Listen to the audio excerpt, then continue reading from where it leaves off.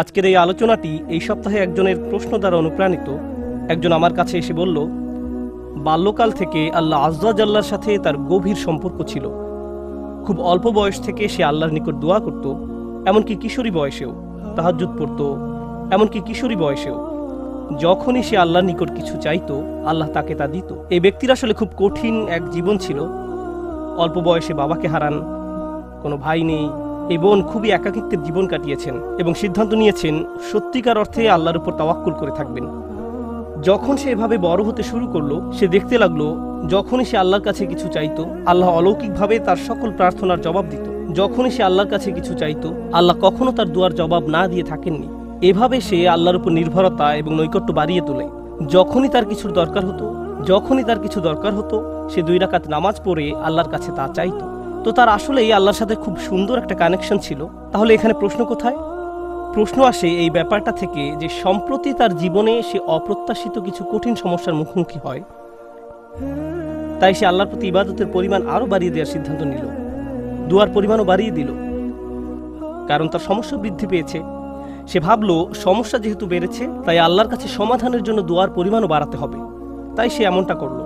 সে এত বেশি নামাজ পড়লো, এত বেশি পরিমাণে রোজা রাখলো যে জীবনে কখনো এত রোজা রাখেনি। আল্লাহর কাছে কাকুতি মিনতি করত, কান্নাকাটি করত, যেভাবে সে পূর্বে কখনো করেনি। কিন্তু সমস্যা আরো খারাপ হতে থাকলো, পরিস্থিতির কোনো উন্নতি হচ্ছে না। তখন সে মনে মনে ভাবতে লাগলো, মনে হয় আল্লাহ আমার উপর খুশি নয়, কারণ আগে আমি দোয়া করতাম আর সব দোয়ার উত্তর পেতাম। আমার আগে তো এই সমস্যা ছিল না। যখনই আমার কিছু দরকার হতো আল্লাহর দিকে ফিরতাম আর আল্লাহ আমার সমস্যার সমাধান করে দিতেন। কিন্তু এখন আমি দোয়ার পর দোয়া করেই যাচ্ছি, আল্লাহর কাছে ভিক্ষা চেয়েই যাচ্ছি, আমার সমস্যার কোনো সমাধান হচ্ছে না, শুধু আরো খারাপ হচ্ছে। এর কারণ কি হতে পারে? তার মাথায় এই ধারণা ঘুরতে থাকলো, নিশ্চয়ই আমি ভুল কিছু করেছি। আল্লাহ আর আমার দোয়ার জবাব দিচ্ছেন না, কারণ কোনো কারণে আমি অযোগ্য হয়ে পড়েছি। আল্লাহর ভালো মানুষের তালিকায় আমি আর নেই। আমি এই খুতবা দেওয়ার সিদ্ধান্ত নিয়েছি কারণ সমাজে এই ধরনের চিন্তা খুবই কমন, যা একজন মানুষের মাথা নষ্ট করে দিতে পারে। আমরা দোয়া করি আর আমরা আশা করতে থাকি আল্লাহ আজ্জা জাল্লা আমাদের একটা উত্তর দিবেন, আল্লাহ আমাদের সমস্যা সমাধান করে দিবেন। মূলত 2 ধরনের দোয়া আছে আমাদের অধিকাংশের জন্য।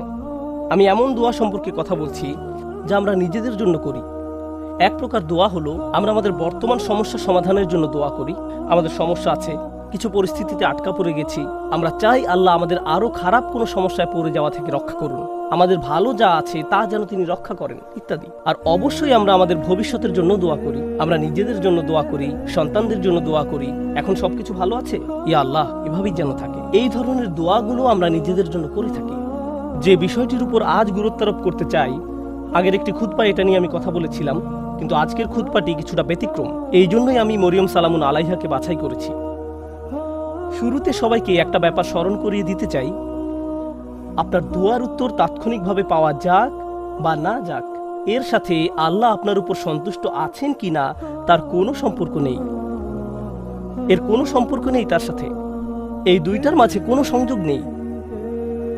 আর যদি কোনো সংযোগ থাকতো তাও আপনি জানতেন না। কারণটা কি? আপনারা জানেন, আমরা সবাই জানি নূহ আলাইহিস সালামের কথা, যিনি খুবই স্নেহময়ী পিতা ছিলেন। তিনি দাওয়াত দিয়েছেন 950 বছর যাবত। কল্পনা করতে পারেন? আপনাদের কি মনে হয় তিনি তার সন্তানের জন্য দোয়া করেছেন? তিনি তার স্ত্রীর জন্য দোয়া করেছেন? নাকি তাদের ব্যাপারে কোনো পরোয়া করেননি? যিনি তার জাতির জন্য এতটা যত্নশীল হতে পারেন, তারা তাকে থুতু নিক্ষেপ করেছে, অপমান করেছে, তারপরেও তিনি আবারও তাদের কাছে গিয়েছেন। এভাবে 950 বছর যাবত। আপনাদের কি মনে হয় তিনি নিজের ছেলেকে উপেক্ষা করেছেন, নিজের স্ত্রীর কথা ভুলে গেছেন? তিনি তাদের জন্য বছরের পর বছর দোয়া করে গেছেন, তারা নিজেদেরকে পরিবর্তন করেনি। ব্যাপারটি কি এমন নয়? তিনি কি নিজেকে এভাবে দোষ দিয়েছেন যে মনে হয় আমার দাওয়াতটা ঠিকমতো হয়নি, তো আমার আর দোয়ার প্রতি কোনো গুরুত্ব দিচ্ছেন না? আলোচনাটা এভাবে শুরু করার কারণ হলো, ওই মানুষগুলো আমাদের চেয়ে অনেক উত্তম ছিলেন, তাদেরও একই রকম সমস্যা ছিল। এখানে এমন অনেক পিতামাতা আছেন যারা সন্তানদের জন্য প্রতিনিয়ত দোয়া করে যান, কিন্তু তারা দেখেন সন্তানরা ধর্ম ছেড়ে চলে যাচ্ছে, তারা অন্ধকার পথে হারিয়ে যাচ্ছে, আর তারা এটা নিয়ন্ত্রণ করতে পারছে না। নিয়মিত দোয়া করে যাচ্ছেন, কিন্তু দোয়ার কোনো উত্তর দেখা যাচ্ছে না। ফলে তারা হতাশ হয়ে পড়ছেন, আমি কি ভুল কিছু করেছি? আল্লাহ কেন উত্তর দিচ্ছেন না? আরে আপনি তো একা এমন পরিস্থিতিতে পড়েননি। আমাদের রাসূল সাল্লাল্লাহু আলাইহি সাল্লাম প্রচুর দোয়া করেছেন। আপনার কি মনে হয় না যে তিনি তার চাচার জন্য দোয়া করেছেন, তার পরিবারের জন্য দোয়া করেছেন? আপনার কি মনে হয় না তিনি আবু লাহাবের কথা বিবেচনা নেননি?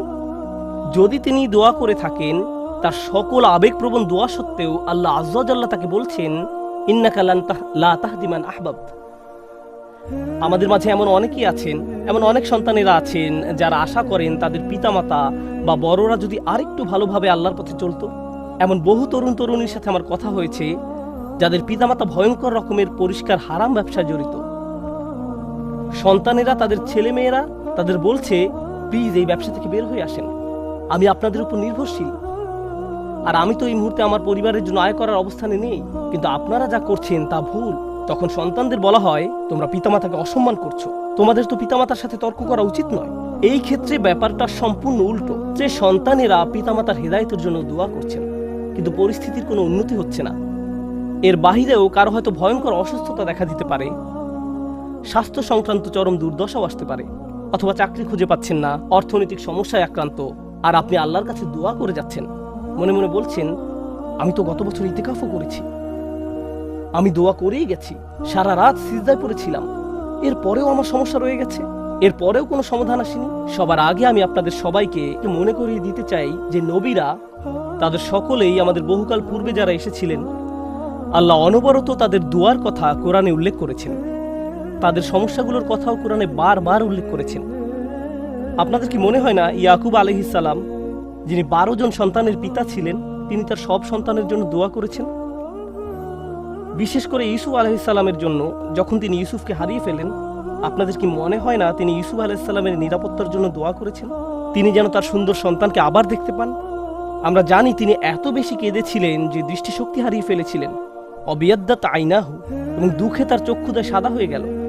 তার এত বছরের দোয়ার কোনো উত্তর পাওয়া গেল না, কিন্তু পরিশেষে উত্তর পাওয়া গেল। আপনাদের কি মনে হয় না যখন মূসা আলাইহিস সালামের মা নিজ ছেলেকে পানিতে ভাসিয়ে দেন, আর দেখতে পাচ্ছেন যে স্রোতের টানে বাক্সটি হারিয়ে যাচ্ছে, বাক্সটি যে কোনো সময় উল্টে যেতে পারে, আর কিভাবে জানেন যে বাক্সটি ওয়াটারপ্রুফ, পানি প্রবেশ করবে না? কিভাবে জানবেন যে এটি পাথরের আঘাত পেয়ে ভেঙে যাবে না? আপনি নদীতে ফেলে দিচ্ছেন একটি বাচ্চাকে, নদীতে। আপনাদের কি মনে হয় না যে মূসার মা আল্লাহর কাছে দোয়া করেছেন? এই দুই দোয়ার ক্ষেত্রে পার্থক্যটা লক্ষ্য করুন। মূসা আলাইহিস সালামের মায়ের ক্ষেত্রে তিনি আল্লাহর কাছে দোয়া করেন, তিনি তার ছেলের সাথে আবার একত্রিত হন ঠিক কয়েক ঘন্টা পর। বাচ্চার পরবর্তী খাওয়ার সময় হওয়ার মধ্যেই সে আবার তার মায়ের দেখা পায়। আর অন্যদিকে ইউসুফ আলাইহিস সালামের ক্ষেত্রে তিনি তার পিতার নিকট থেকে বিচ্ছিন্ন হয়ে পড়েন, কিন্তু বহু বছর যাবৎ তিনি তার পিতার দেখা পাননি, অনেক অনেক বছর যাবৎ।